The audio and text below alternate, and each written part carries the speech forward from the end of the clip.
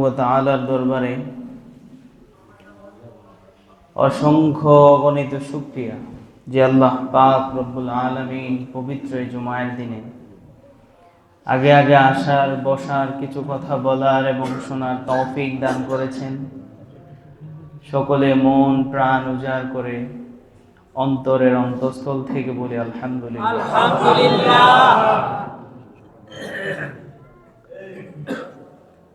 নবী করিম সাল্লাল্লাহু আলাইহি ওয়াসাল্লাম, নবীর নাম শুনলে কি করতে হয়? অন্তত একবার পড়া ওয়াজিব। অন্তত একবার পড়া কি ওয়াজিব? তো নবী করিম সাল্লাল্লাহু আলাইহি ওয়াসাল্লাম নবম হিজরিতে এসে পদার্পণ করলেন। নবম থেকে দশম হিজরি পর্যন্ত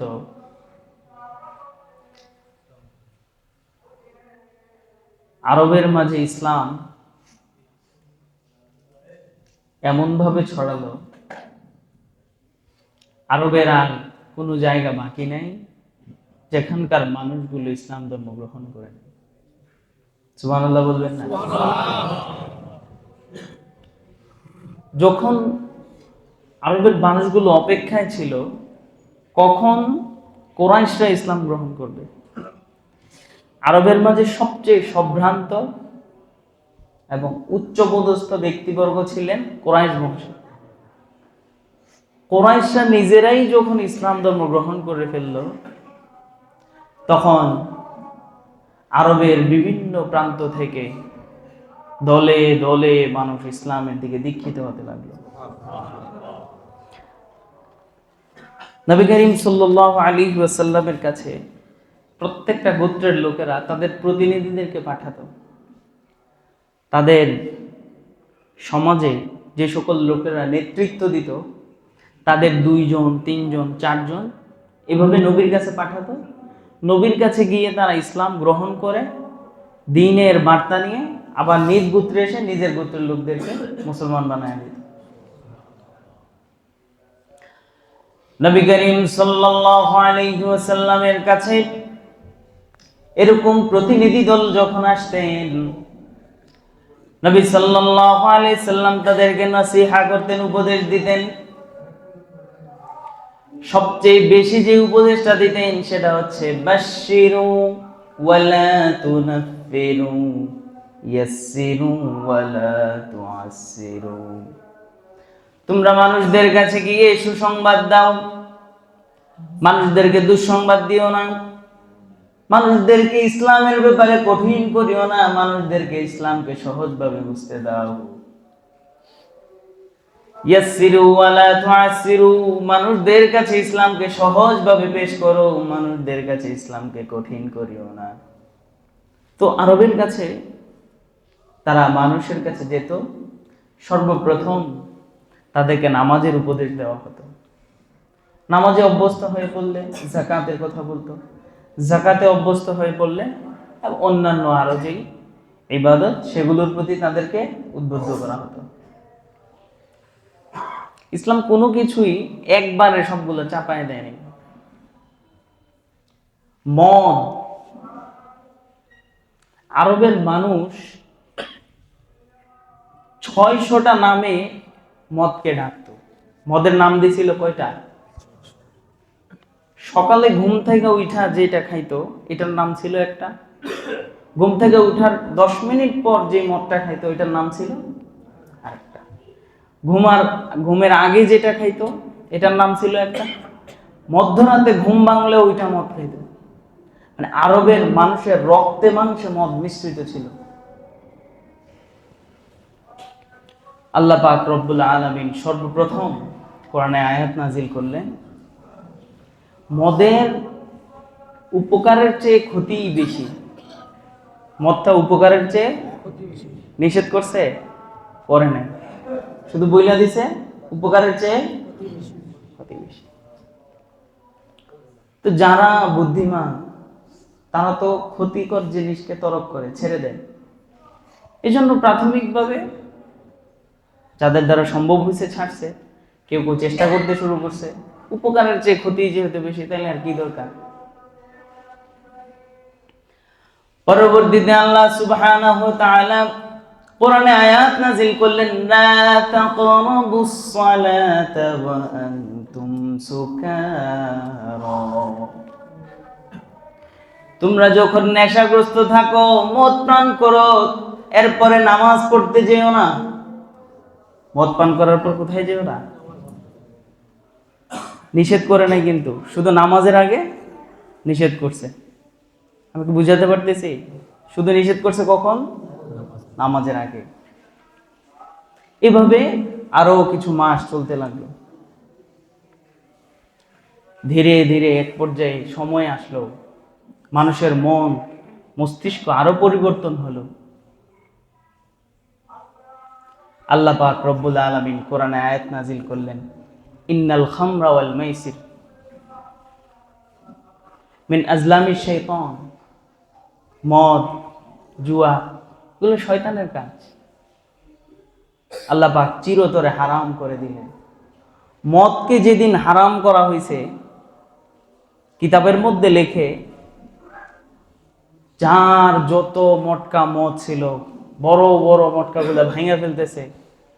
এমন হয়েছে আরবে যেমন বন্যা বসছে, বন্যা মদিনায় যেমন বন্যা হয়েছে, এমন ভাবে মানুষ নিজেদের মদগুলা তছনছ করে ভাঙা দিয়েছে সবকিছু মদের বলে। ধীরে ধীরে মানুষকে, রাসূল সাল্লাল্লাহু আলাইহি ওয়াসাল্লামের এগুলো ছিল সর্বশেষ কাজ। আরো যে কুসংস্কার ছিল সেগুলো দূরীভূত করলেন। হযরত আলী রাদিয়াল্লাহু আনহুকে বলেছিলাম, নবম হিজরির শেষের দিকে হজে পাঠিয়েছিলেন সাহাবাদেরকে। হযরত আবু বকর রাদিয়াল্লাহু আনহুকে নেতা বানিয়ে হযরত আলী রাদিয়াল্লাহু আনহুকে পাঠালেন, তুমি যাও, কি উপদেশ দিবা? তিনি গিয়ে ঘোষণা করলেন হজের মৌসুমে হাজীদেরকে, আগামী বছর থেকে কোনো কাফের, কোনো মুশরিক আর এখানে হজ করতে পারবে না। আগামী বছর থেকে উলঙ্গ অবস্থায় কেউ আর কাবা শরীফ তাওয়াফ করতে পারবে না। চিরতরে নিষেধ করে দিলেন। বলেছিলাম মক্কার অদূরে আরো কয়েক দেশ পরেও যত মূর্তি ছিল সবগুলো তছনছ করে ভেঙে দিয়েছিল মুসলিমরা। এভাবে আল্লাহ রাসূল নির্মূল করতে লাগলেন সবকিছু, কারণ সময় আর বেশি দিন নাই। নবম হিজরিতে ধারাবাহিকভাবে একটা একটা গোত্র আসতো তাদের কাছে, নবীজি তাদেরকে মুসলমান বানায়, এবং একজন শিক্ষক তাদের সাথে পাঠিয়ে দিতেন যে শিক্ষকরা গিয়ে তোমাদেরকে ইসলাম শিক্ষা দিবে, কারণ নতুন ইসলাম গ্রহণ করছে, ইসলামের কি বুঝবে। যতগুলো গোত্র আসতেন নবী সাল্লাল্লাহু আলাইহি ওয়াসাল্লাম প্রত্যেকটা গোত্রের জন্য আলাদা আলাদা শিক্ষক নিয়োগ করে দিতেন। এক পর্যায়ে ইয়ামানের মানুষগুলো আসলো নবীর কাছে। যখন ইয়ামানের লোকেরা আসলো, আল্লাহ রাসূল বললেন, আতাকুম আহলুল ইয়ামান হুম আরাকু আফইদাতান, তোমাদের কাছে ইয়ামানবাসী এসেছেন ইসলাম ধর্ম গ্রহণ করতে, তাদের মন অনেক নরম।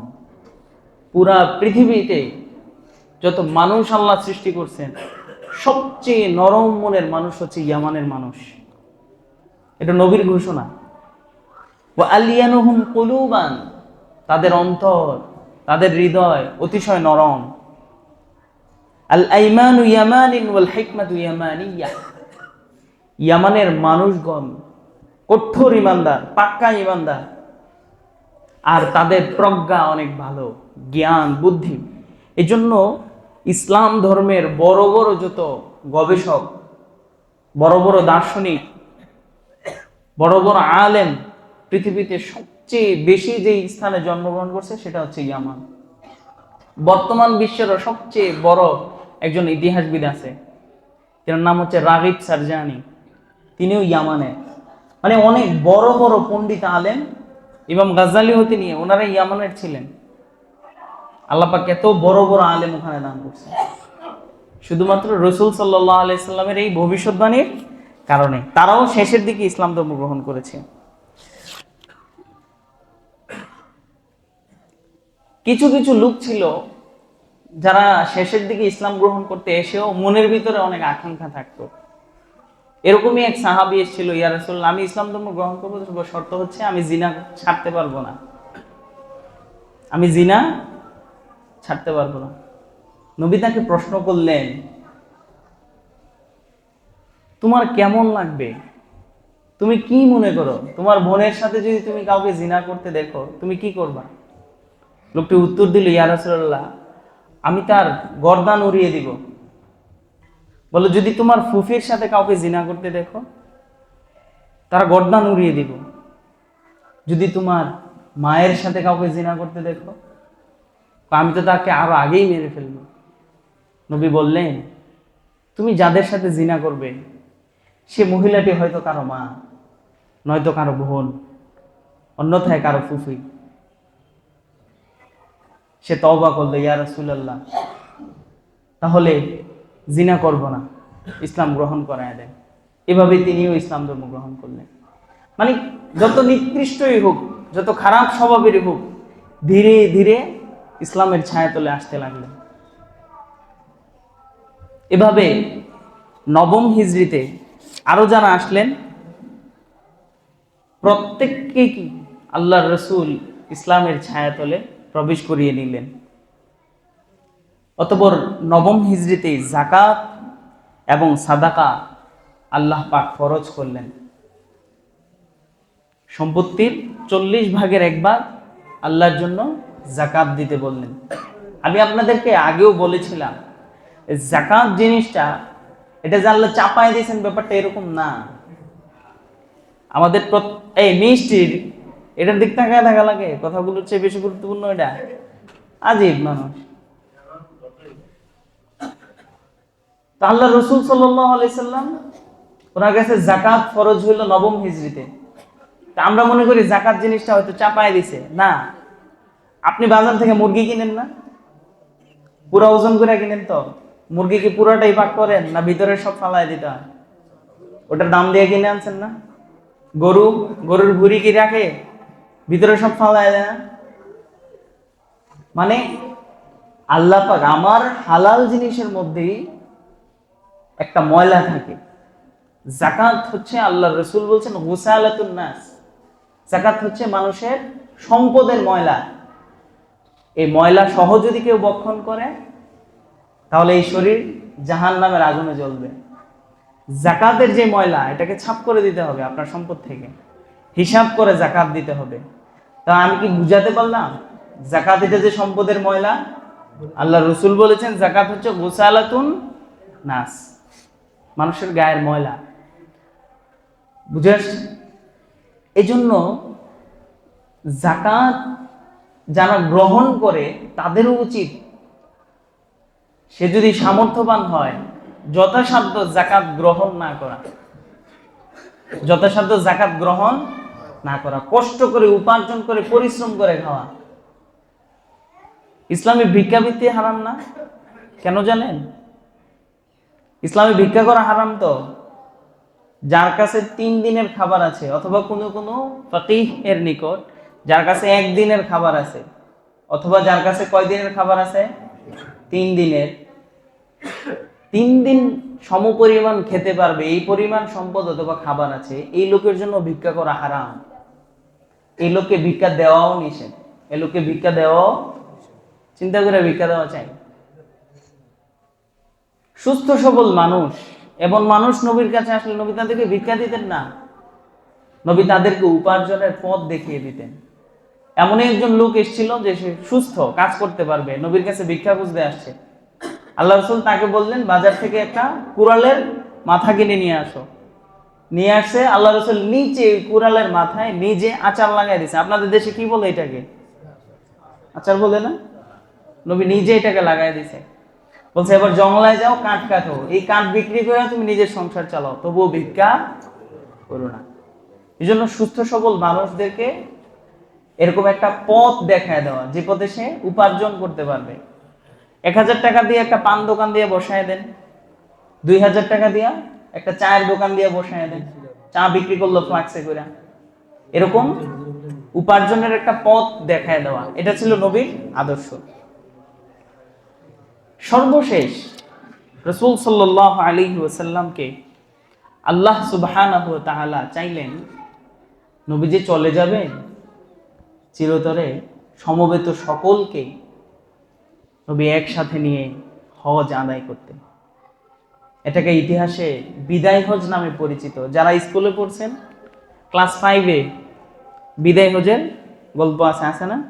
ক্লাস 6-এও আছে সম্ভবত, আপনারা অনেকেই পড়ছেন।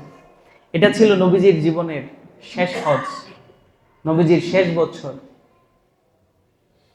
নবীজি সাহাবায়ে কেরামকে ঘোষণা দিয়ে জানিয়ে দিলেন আগ থেকেই, এবছর আমি হজ করব। নবী হজ করবেন, সাহাবায়ে কেরাম আগ থেকেই পাগল পাড়া হয়ে আছেন নবীর সাথে হজ করবেন বলে। প্রায় 1,30,000 সাহাবী, প্রায় নবী মদিনা থেকে অল্প সংখ্যক সাহাবী নিয়ে রওনা হয়েছিলেন। রাস্তায় পথিমধ্যে অনেকেই অপেক্ষা করছিল নবীর কাফেলার সাথে কি হবেন, যুক্ত হবেন। নবী যতদূর সামনে গেলেন অন্যান্য সাহাবারা যুক্ত হতে লাগলেন। দূর থেকে মানুষজন এসে নবীর কাফেলার সাথে যুক্ত হচ্ছেন। এভাবে প্রায় এই কাফেলায় কতজন সাহাবা? 1.25 লক্ষ বা 1,30,000। কত? 1 লক্ষ। এই বিশাল সাহাবীর জামাত নিয়ে কিতাবের মধ্যে লিখে নবী বিদায় হজের সময় এমন কোনো কর্মকাণ্ড বাদ নাই যেটা সাহাবারা সংরক্ষণ করে রাখেন নাই। হজে যে মাথা মুন্ডায়া চুলগুলো, এই পাশের চুল, ডান পাশের চুলগুলো কাকে দিছে, বাম পাশের চুলগুলো কাকে দিছে, পেছনের চুলগুলো কাকে দিছে, মাথার তালুর চুলগুলো কাকে দিছে, এগুলো পর্যন্ত লিপিবদ্ধ আছে। আপনারা কি বুঝতে পারেন? মানে নবীর কোনো কথা, কোনো আচরণ এই পুরোটা সময়ে কোনো সাহাবা বাদ দেন নাই। যে যেভাবে পারছে নবীর থেকে উপকৃত হওয়ার চেষ্টা করছে। বিদায় হজের সময় সমস্ত সাহাবায়ে কেরামকে নিয়ে আল্লাহ রসুল রওনা করলেন। নবী করিম সাল্লাল্লাহু আলাইহি ওয়াসাল্লাম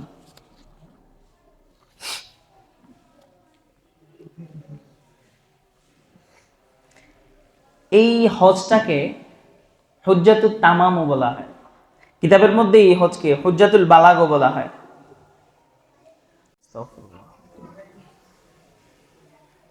বিদায় হজে আল্লাহ রসুল সাল্লাল্লাহু আলাইহি ওয়াসাল্লাম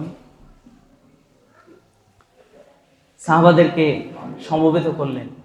তালবিয়া পাঠ করতে করতে নবী রওনা করলেন মক্কার দিকে। লাব্বাইক আল্লাহুম্মা লাব্বাইক লা শারীকা লাকা লাব্বাইক ইন্নাল হামদা ওয়ান নি'মাতা লাকা ওয়াল মুলক লা শারীকা লাক।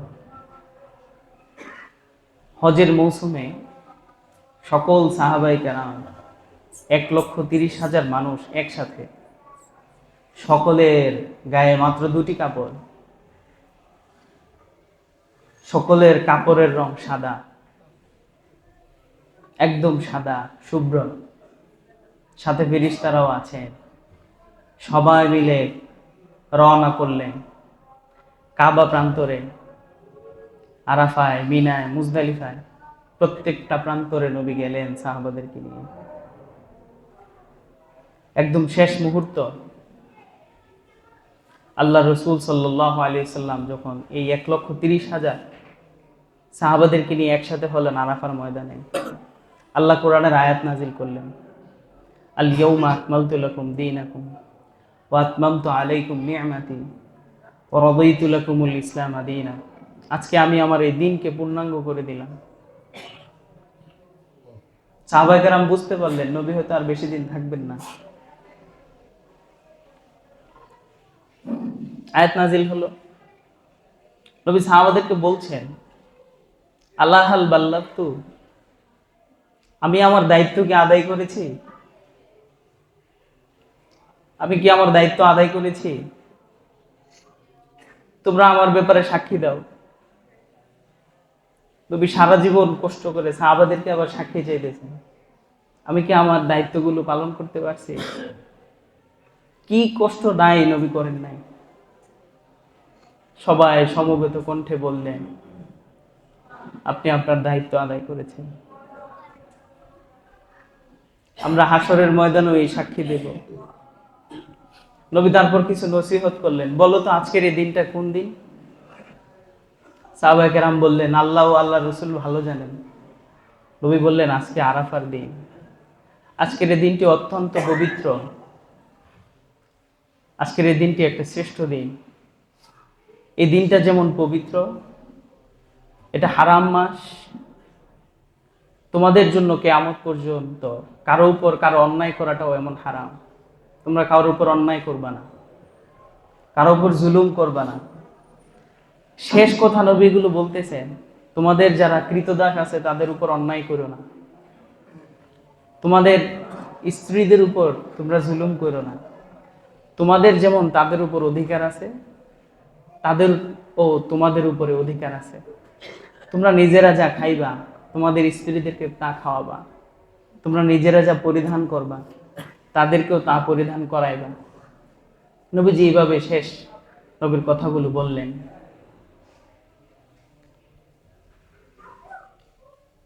নবী শেষ পর্যন্ত বললেন,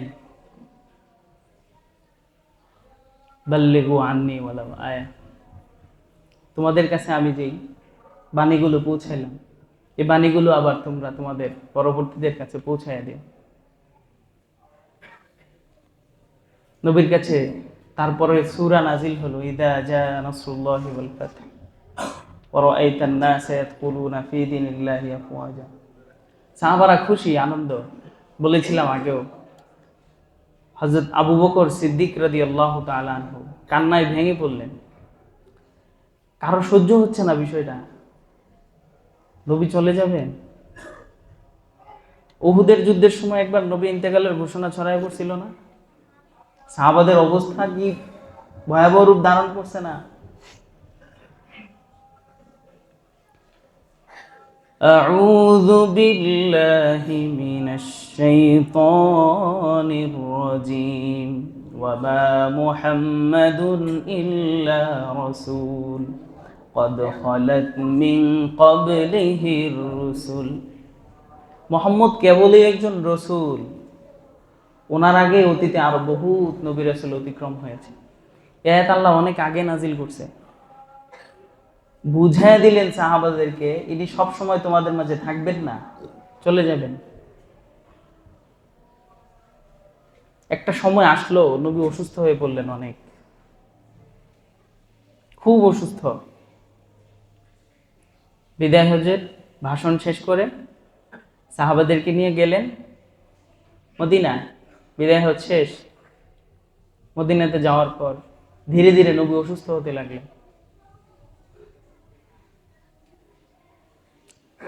নবী আম্মা জান আয়েশা সিদ্দিকাকে বললেন, আয়েশা, মুরু আবা বকর না ইউসাল্লি বিন নাস।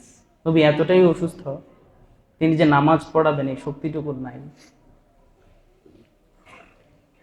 আম্মা জান আয়েশা সিদ্দিকা বলছেন, ওনাকে বললেন, তোমার বাবা আবু বকরকে বললো মানুষদেরকে নামাজ পড়াইতে, ইমামতির দায়িত্ব দিয়ে দিস।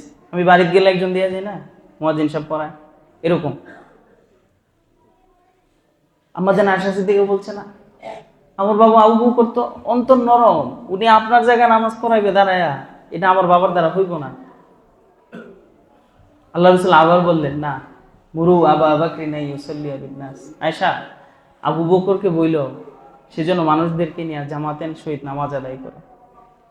একই কথা আবারও বললেন। শেষ পর্যন্ত হযরত আবু বকর রাদিয়াল্লাহু আনহুকে বলা হইল তিনি যেন নামাজের ইমামতি করেন। নবীজির মিম্বরে উনি ফজরের সময় দাঁড়াইছেন নামাজ আদায় করানোর জন্য। আল্লাহ রসুলের মসজিদে নববী আর ওনার বাসা পাশে। নবী বারবার জানালার পর্দা সরায় আর কান্নাকাটি করে দেখতেছে আবু বকর ইমামতি করতেছে, সাহাবারা নামাজ পড়তেছে। নবী ভাবছেন আর হয়তো এমন দৃশ্য দেখা হবে না, সারাটা জীবন তাদের সাথে ছিলাম, তাদের জন্য কষ্ট করছি। ওদিক থেকে আল্লাহ ও নবীর দিদার পাওয়ার আশায় অপেক্ষায় আছে, নবীজিও অপেক্ষায়, আল্লাহর সাথে মোলাকাত করবেন প্রিয় মানুষের সাথে। নবী বারবার জানালার পর্দা সরায়, কাঁদে, চোখের পানি মুছে, আর সাহাবায়ে কেরামের নামাজের দৃশ্য দেখে। এক পর্যায়ে পরদিন ইশারের ওয়াক্ত হযরত আলী এবং আব্বাস রাদিয়াল্লাহু আনহুকে ডাকলেন। ওনারা দুজন নবীর কাছে আসছে। নবী ওনাদের দুজনের কাঁধে ভর করে মসজিদে নববীতে আসছে। আবু বকর নামাজ পড়াইতেছেন, এই অবস্থায় নামাজ থেকে সইরে গিয়ে নবীকে সামনে দিলেন। নবী বসে রইলেন। আবু বকর ইমামতি করাইছেন কিন্তু নবীকে সামনে রাখা। যেদিন সোমবার ফজরের পর, সেদিন আল্লাহ রসুল সাল্লাল্লাহু আলাইহি ওয়াসাল্লাম খুব অসুস্থ। ফজরের নামাজ পড়ায় সাহাবায়ে কেরাম নবীকে দেখা যে যার মতো বাড়িতে চলে গেছে।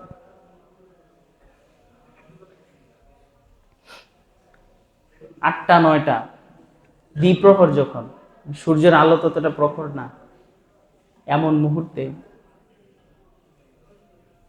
হযরত আজরাইল আলাইহিস সালাম নবীর ঘরে সালাম দিয়ে প্রবেশ করছে। আজরাইল বলছে, আল্লাহর কসম, আপনি প্রথম ব্যক্তি যার রূহ নেওয়ার জন্য আমি আজরাইল সালাম প্রদান করছি। আমি জীবনে কারো ঘরে প্রবেশের সময় সালাম দেই নাই। আপনার ইচ্ছা কি বলুন, আল্লাহ আমাকে পাঠিয়েছেন।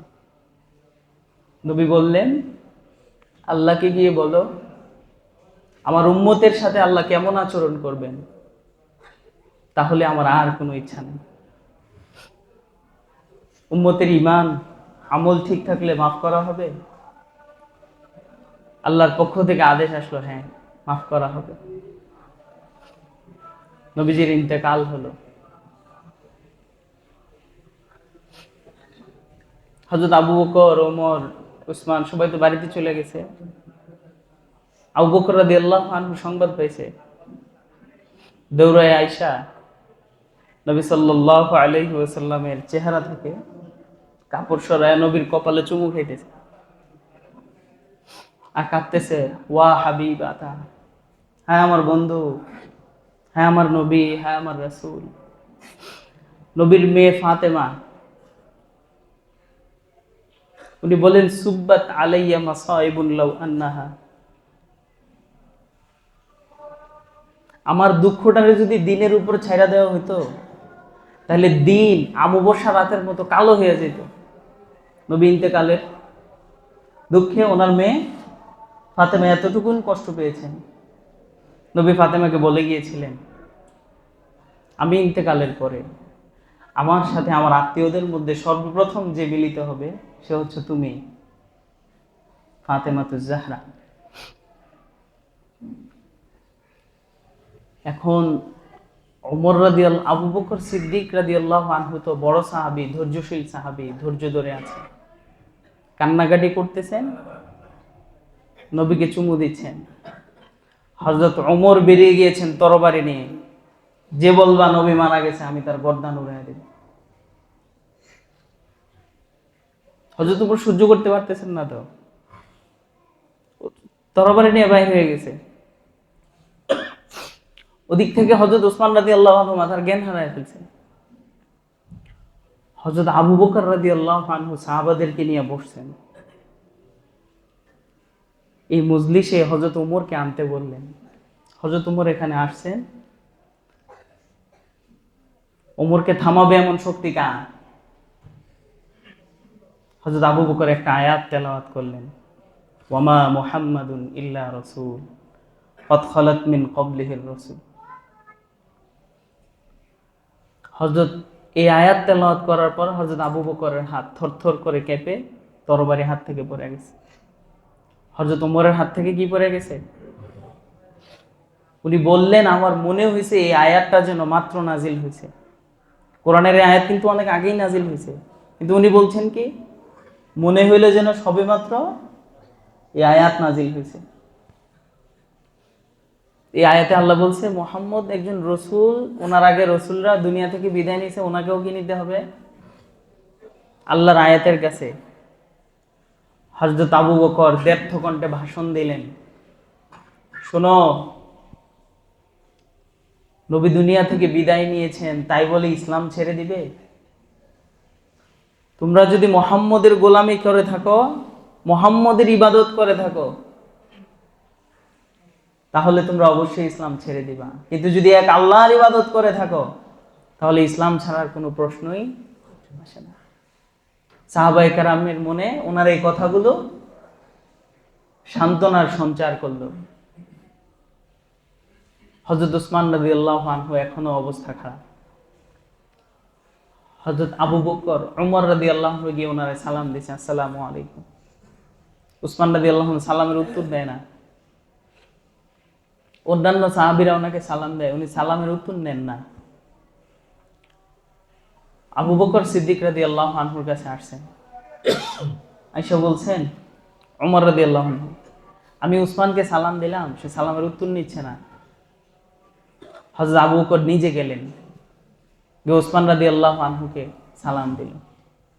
এবার ওনার হুঁশ ফিরছে, বলে কি হয়েছে তোমার?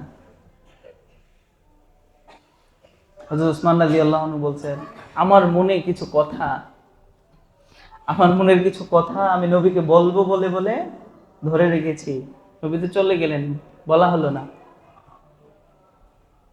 বলছে কি এমন কথা তুমি বলতা? আল্লাহ পাক আমাকে ক্ষমা করবেন কিনা, কি করলে আল্লাহ পাক আমাদেরকে মাফ করবেন, আমি এই একটা কথা বলতাম। হযরত আবু বকর বললেন, আরে উসমান, আমি অনেক আগেই এই বিষয়টা নবীকে জিজ্ঞেস করেছিলাম, আল্লাহ কি করলে আমাদেরকে মাফ করবেন? বলছেন দুইটা কাজ, আল্লাহর উপর ঈমান আনা, দুই শিরিক না করা, আল্লাহর সাথে শিরক। শিরকের গুনাহ হয়ে যায় আমাদের। শিরক সেটা আরো বিশাল জিনিস। আমরা মনে করি আমার ছেলে বিদেশে আছে বলে আমি খাইতে পারতেছি, এটাই তো শিরক। খাওয়ায় আল্লাহ, আমার ছেলে না। আমি মনে করি এই চাকরিটা চলে গেলে মনে হয় আমার খাওয়া দাওয়া বন্ধ হয়ে যাবে, এটা শিরক।